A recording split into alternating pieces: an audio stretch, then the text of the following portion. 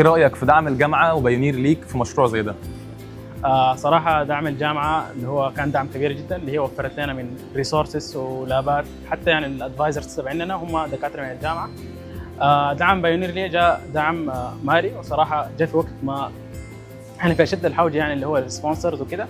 فكان صراحة يعني فرصة كبيرة جدا ان احنا نطور او المشروع يخلص بالصورة اللي هو مطلوبة بالزمن المطلوب.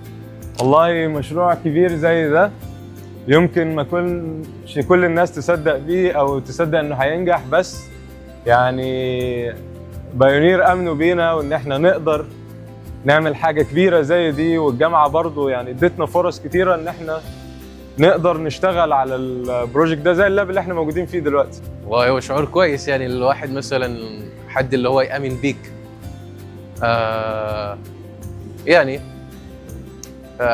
تحس لحد وراك مثلا، انت مدعوم مثلا، حد عايز ان انت تنجح وتمثله كمان، اللي هو شعور كويس جدا صراحه.